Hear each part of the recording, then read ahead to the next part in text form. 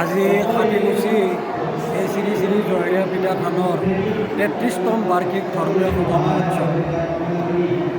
আমাৰ ইয়াত 108জন আৰু 13জন টোটেল 121জন গৰখীয়াক আমি সেৱা শুশ্ৰূষা কৰোঁ আৰু অসমৰ বিভিন্ন প্ৰান্তৰ পৰা ইয়াত ধৰ্মীয় লোকবিলাক আহে।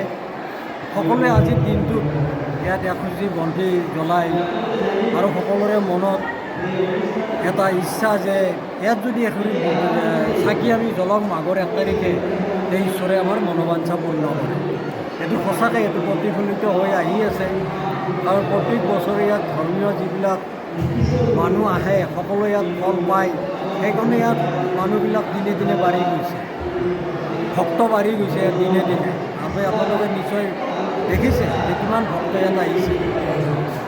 ইয়াত চাকি জ্বলালে যে অন্তৰ শুদ্ধ ৰাখি চাকি জ্বলায় তেতিয়া ঈশ্বৰে মনোকামনা পূৰ্ণ কৰে। আচলতে আমি ধৰ্মীয় অনুষ্ঠানৰ যোগেৰে আমি আমাৰ অন্তৰবিলাক শুদ্ধ ৰাখিব লাগিব আৰু আমাৰ মাজত ভাতৃভাৱ আমি গঢ়ি তুলিব লাগিব। আমি যাতে একতা স্থাপন কৰিব পাৰোঁ এই এনেকুৱা ধৰণৰ অনুষ্ঠানৰ দ্বাৰাই, আৰু তাৰ দ্বাৰা যাতে আমাৰ মাজত শান্তি বিৰাজ কৰে, সকলোৱে শান্তিত থাকে, এইটো আমি এই ধৰ্মীয় অনুষ্ঠানৰ দ্বাৰা আমি কামনা কৰিছোঁ। আমি সকলোকে ধন্যবাদ জনাইছোঁ যে জয়ৰী পিঠা থানত আজি যিটো পৰিস্থিতি হৈছে, হাজাৰ হাজাৰ মানুহ আহিছে, সকলোকে আমি ধন্যবাদ জনাইছোঁ। যাতে আগন্তুক দিনবোৰতো তেখেতে ইয়াত আহি এনেকুৱা ধৰণৰ ধৰ্মীয় অনুষ্ঠানত যোগদান কৰে।